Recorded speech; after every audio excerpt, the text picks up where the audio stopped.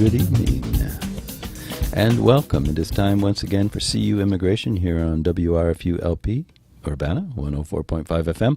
I will be your host for this evening. My name is Mr. Garza, and I am here to let you know that WRFU is an open forum for the Urbana-Champaign community. Views expressed are those of the speakers and are not intended to represent WRFU, UCIMC, or the Urbana Socialist Forum, or, as we like to say in the televised version of this show, UPTV. These views are our own, and by our in this instance, obviously, I mean just myself and or maybe someone else who might speak, mystery guest who may speak but will not be on camera, if and when I say something outlandish enough that he feels that he needs to step in and correct me.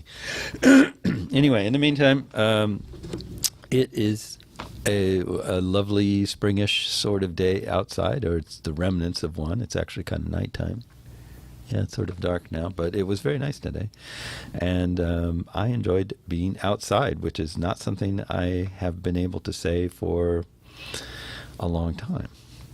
I generally avoided going outside whenever I could, but today I went out and stayed out for hours, and it was nice.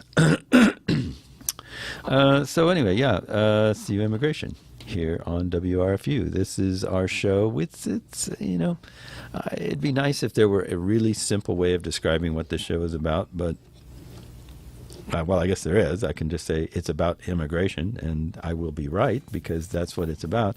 But it's not necessarily all news and information and that sort of thing. It's a number of different things from time to time.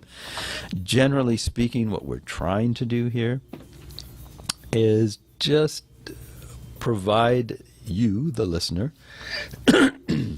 with some things to think about as they are related to immigration, the topic of immigration.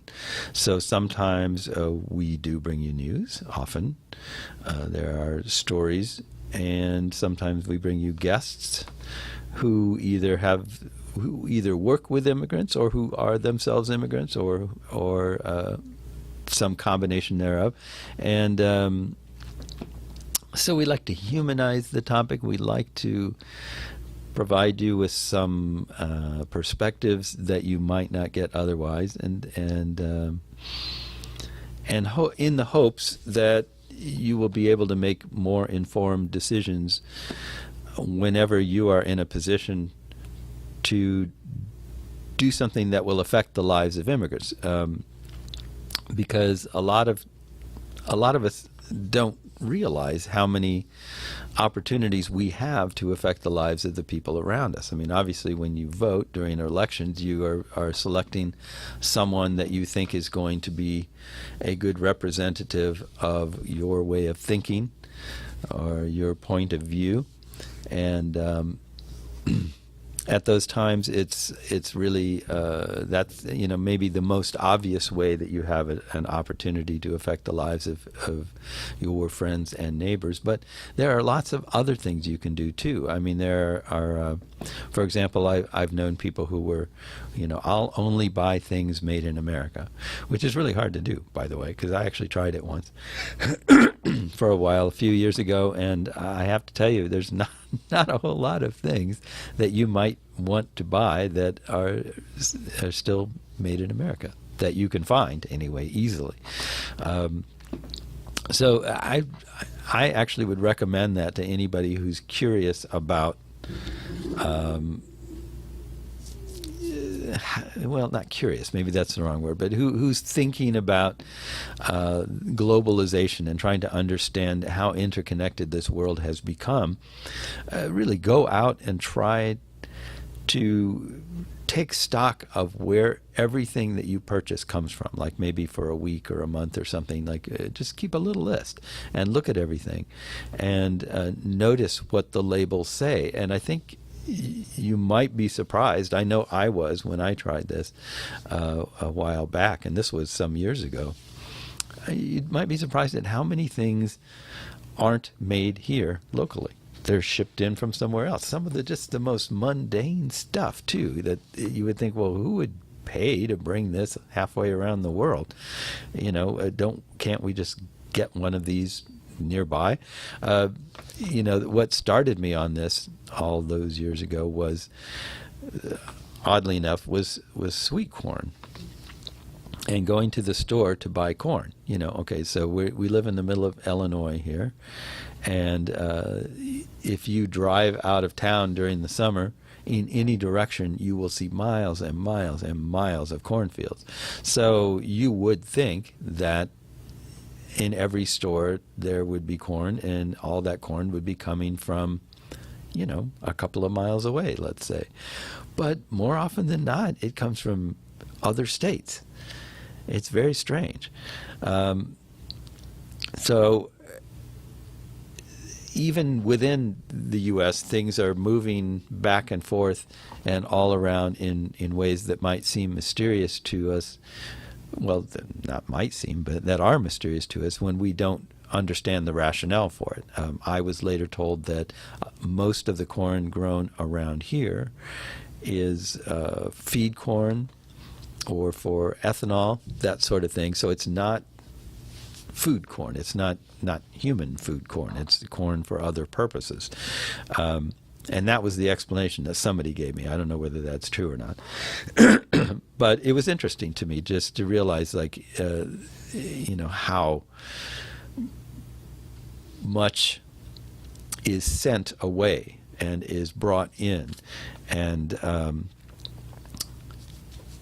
And so, we're kind of used to that, although we may not be aware of just how huge a process it is. But we're kind of used to that fact that you go to the store and everything seems to be made in China or something like that. And yet, a lot of those same people are very surprised or uncomfortable or shocked when they see a worker who appears, at least to them, to be from some other place. It's like, well, why are they hiring these people from other countries? Why don't they hire people locally? Well, it's for a lot of the same reasons that they don't make cheesy plastic knickknacks here, and they all come from China. It is for very similar reasons that people are moving around, that goods are moving around. There are reasons for that, and they are complicated reasons. They're often very personal reasons, but you don't know the whole story until you actually get a chance to talk to somebody and find out why they're here or why they came here.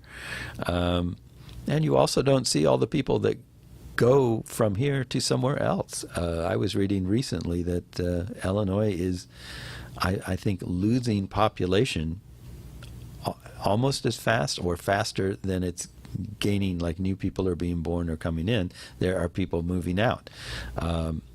I don't know if this is the case. This was a while ago, and I can't find the piece to read it to you, but I had heard that, and I had actually heard something like that before too.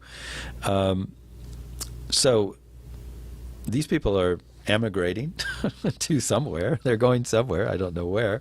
And other people are coming in from somewhere other than here.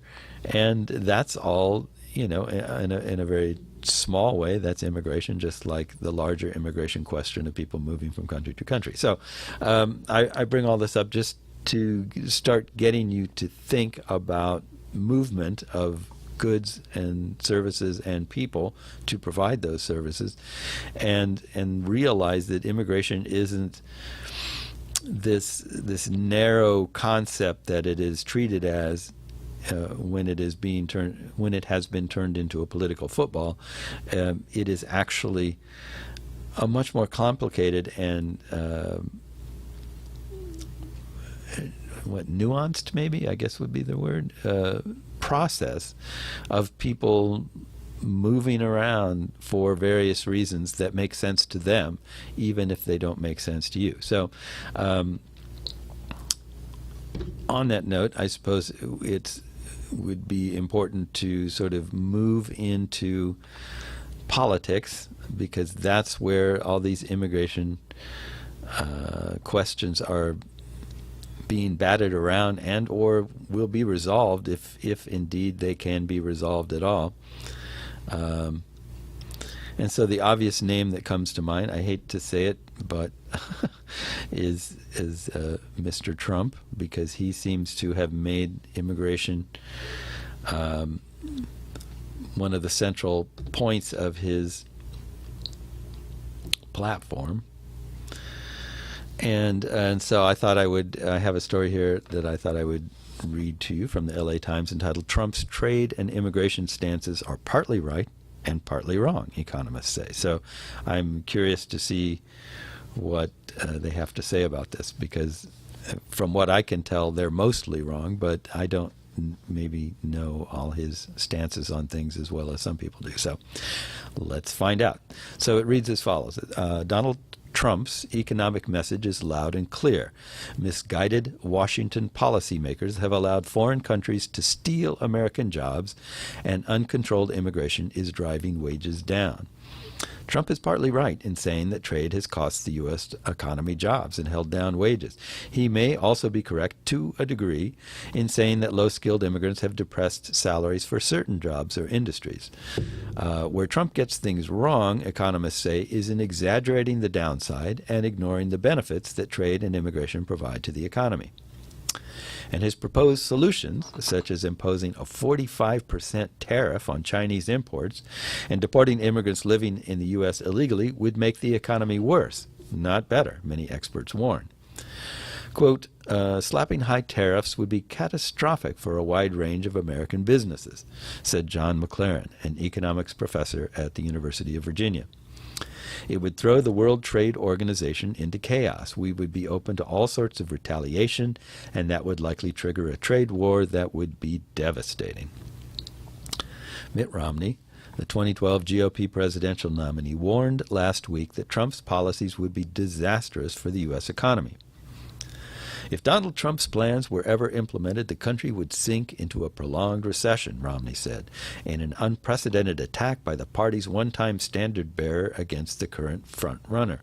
Yet Trump's diagnosis of the nation's economic problems has tapped into deep-seated concerns about globalization shared by millions of Americans.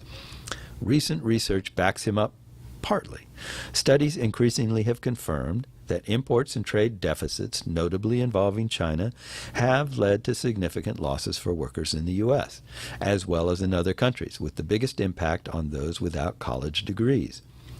Researchers from MIT and other institutions have estimated that soaring Chinese imports resulted in a net loss of 2 million to 2.4 million domestic jobs from 1999 to 2011. Chinese imports to the U.S. reached a record $482 billion last year. At the same time, Trump exaggerates the extent of these impacts, economists say. Yes, Trump is hitting on something that's real, yet he's exploiting it in a way that's distorted the issue, said Harry Holzer, a public policy professor at Georgetown University. For example, economists note that the wave of globalization and imports has also reduced prices of goods, benefiting poor American families. Thanks to cheaper imports, the dollars of all Americans go further, not just at Walmart, but at the Apple Store and other upscale establishments. It may be that it's enough to offset the effect on wages, McLaren said. Holzer and other experts also say that technology, skills training, and other policy choices have played more significant roles than trade in the worsening condition of many workers, and these are factors that are largely ignored by Trump. In blaming immigrants for Americans' economic troubles, Trump is on even more slippery ground. Although some studies have suggested that low-skilled immigrant labor reduces wages in certain industries, whether meat packing or gardening, the bulk of economic research analyzing data over the last 40 years shows that immigration has had no significant detrimental impact on wages or employment for American workers overall. On the contrary, it may have more of the opposite effect. Large-scale immigrant labor adds to demands for services.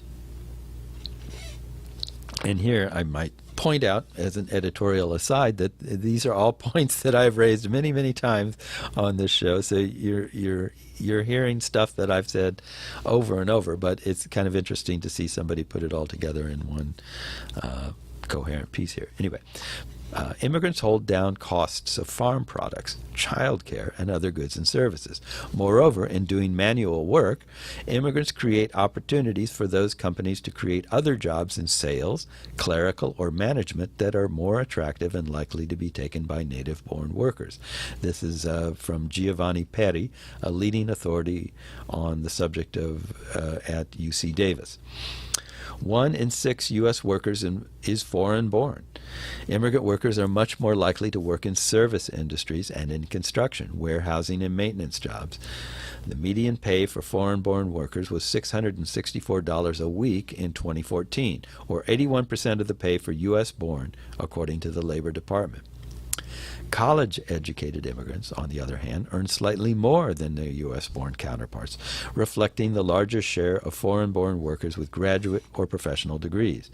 And immigrants are disproportionately starting new businesses and injecting capital and fresh ideas into the economy. In a recent study of about 900 individuals who have contributed to notable technological innovations, a little more than one-third were found to be immigrants, although they account for just 13.5% of the nation's overall population.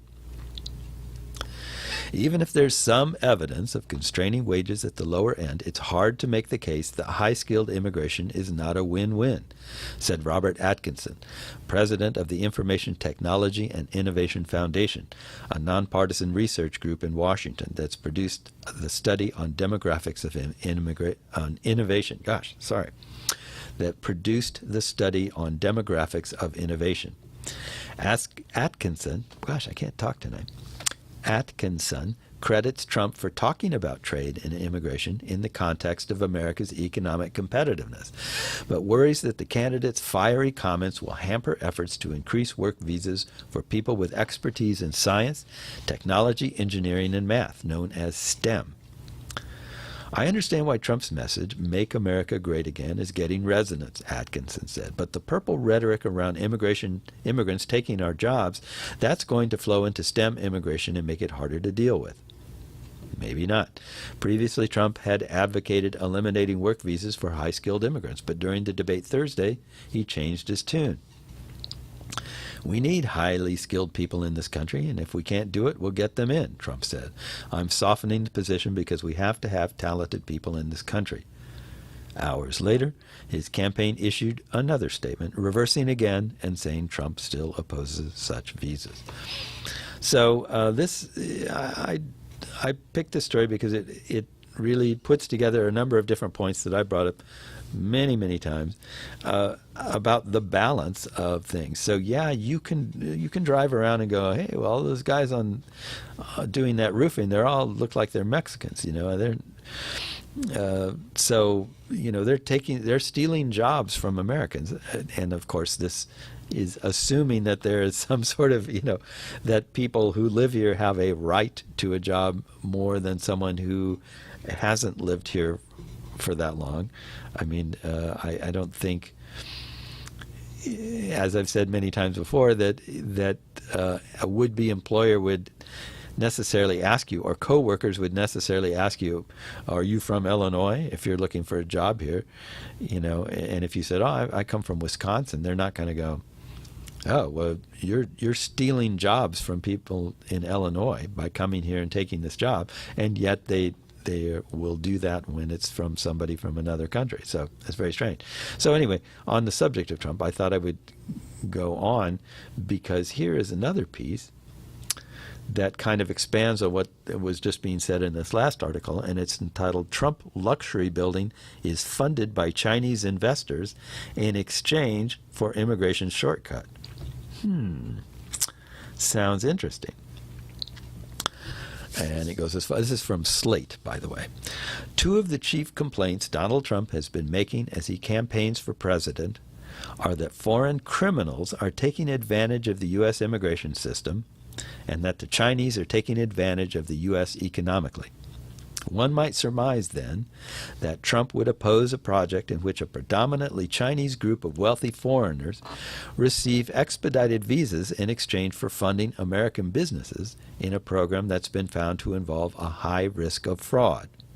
But Bloomberg Politics reports that a Trump-branded luxury building in Jersey City is being partially funded in exactly this way. The visa program is known as EB-5. In exchange for investing at least $500,000 in a project promising to create jobs, foreigners receive a 2-year visa with a good chance of obtaining permanent residency for them and their families.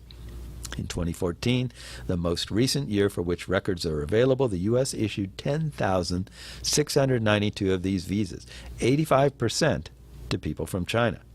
The Jersey City project has raised $50 million, about a quarter of its funding, from loans obtained through EB-5, according to a slide presentation by U.S. Immigration Fund.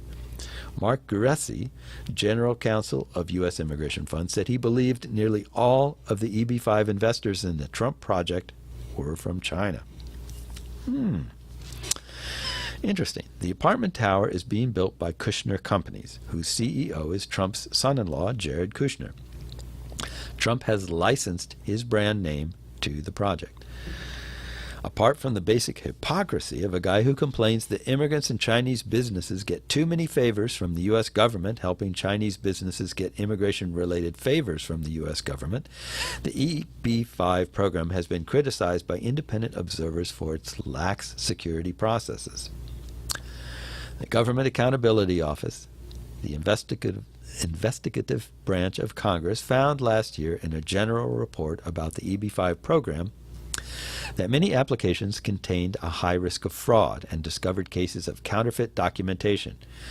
State Department officials told the GAO that there is no reliable method to verify the source of the funds of petitioners.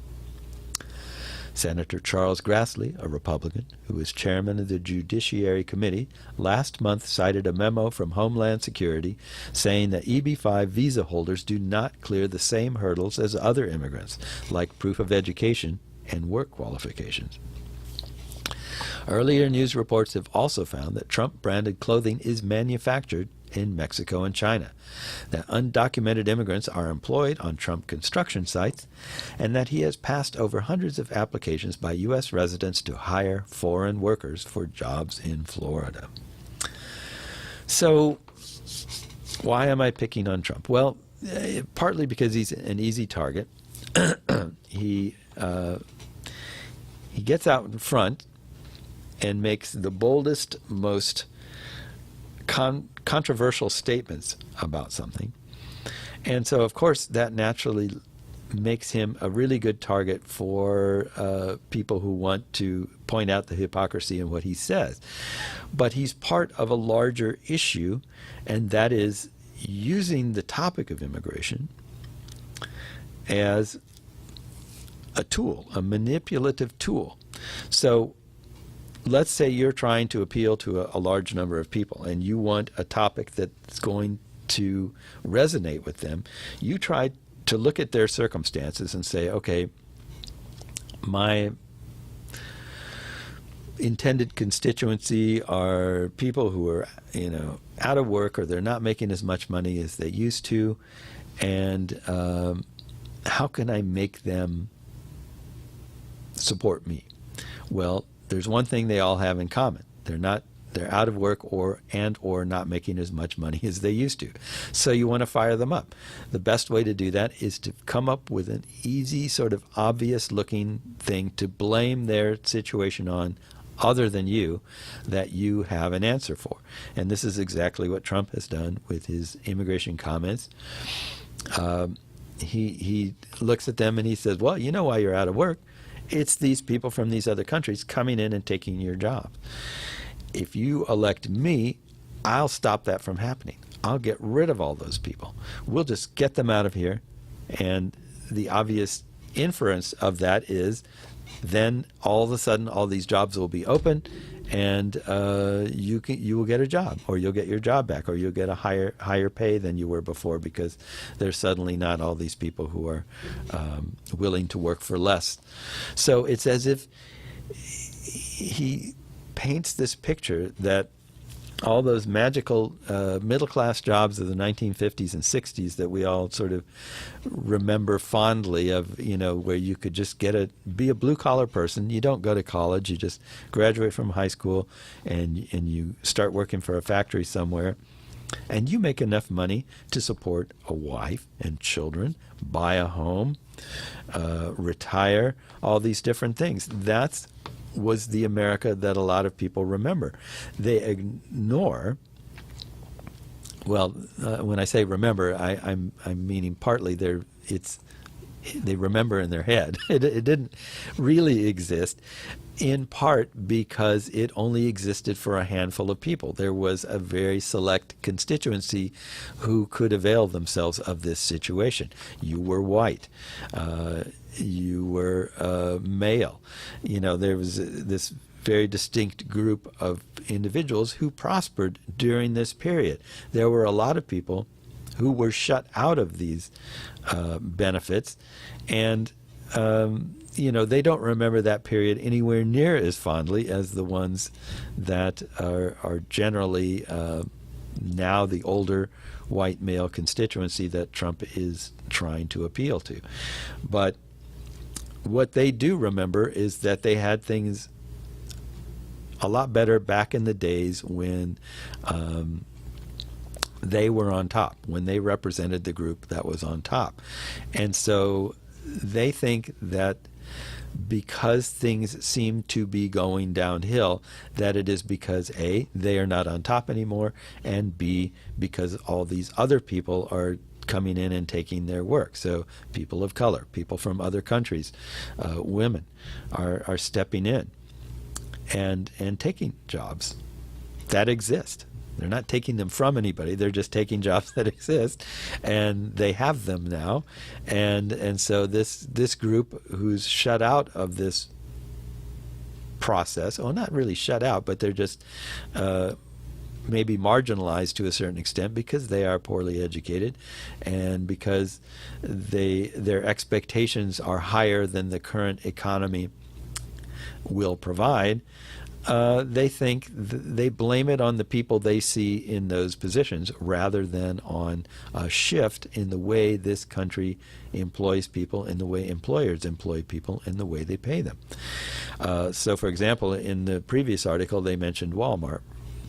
If you shop at Walmart, you are supporting an entire way of doing business that Walmart has adopted, and which, if you stopped to think about it, you probably would not support. For example, they pay their workers very low wages.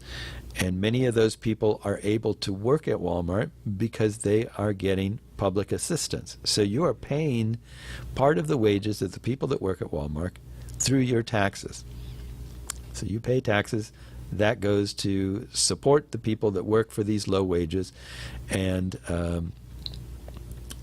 so you may go there and get a bargain and pay less for something, but you're making up for it later in your tax money going to support the workers that work there for these low wages.